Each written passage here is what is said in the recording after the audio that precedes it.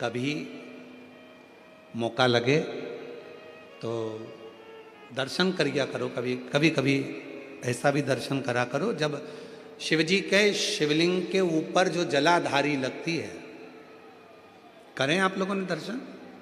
शिवजी के शिवलिंग के ऊपर जो जलाधारी होती है और जलाधारी में से बूंद बूंद पानी शंकर भगवान के ऊपर गिरता है, शिवजी के ऊपर गिरता है। कभी कभी उसका भी एक प्रेम से दर्शन करा करो। आप लोगों को पहले भी कहा कि जो जलाधारी होती है जिसमें से बूंद बूंद पानी गिरता है, वो शंकर भगवान की 5 लड़कियां हैं। कितनी बेटियां हैं? 5। सब लोग उसका नाम बोलेंगे। जया, विषहरा, श्यामली बारी, दौतली, देव। ये शंकर भगवान की 5 लड़कियां हैं जो शिवजी के ऊपर निरंतर एक एक बूंद पानी गिरा रही हैं। निरंतर जल गिर रहा है, निरंतर जल पड़ रहा है।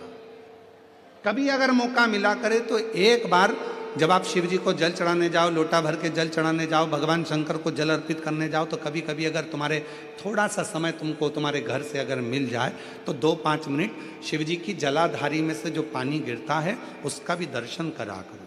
उसका दर्शन किया कभी कभी। और यहां तक शिवपुराण कहती है, जलाधारी में से जब पानी गिर रहा हो और भगवान तुम्हारे हाथ में अगर कोई बेलपत्री का पत्ता हो, नहीं हो तो मंदिर की बेलपत्र जो चढ़ी चढ़ाई हो वो भी अगर आपने शिवलिंग पर चढ़ा दी और थोड़ी देर बैठ गए और बूंद बूंद पानी उस पर से गिर रहा है, थोड़ी देर वो जया, विषहरा, श्यामली बारी, दौतली, देव, वो बूंद बूंद पानी उसमें से गिर रहा है, उसको गिरने दो। और थोड़ी देर दर्शन करने के बाद उस बेलपत्र को डॉक्टर जिसको कह दे कि इसकी ब्लॉकेज ज़्यादा है, इसका ऑपरेशन करना पड़ेगा, बाईपास करना पड़ेगा, डॉक्टर साहब से कहना मुझे 2 दिन दे दो मात्र, परसों के दिन बाईपास करा लूँगी, या 2 दिन आप ट्रीटमेंट करो।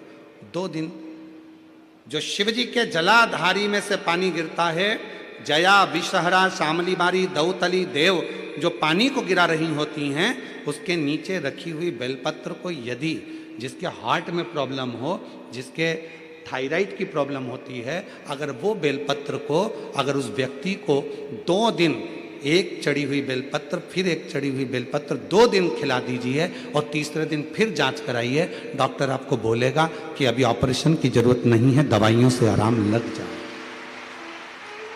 दवाइयों से आराम, डॉक्टर को जरूर दिखाओ, डॉक्टर का इलाज करवाओ, क्योंकि हमारे यहाँ शिव महापुराण में डॉक्टर को शिव का एक रूप कहा गया है, शंकर भगवान को डॉक्टर कहा गया है, क्योंकि शिव और डॉक्टर दोनों को विश्वास का प्रतिबिंब कहा गया।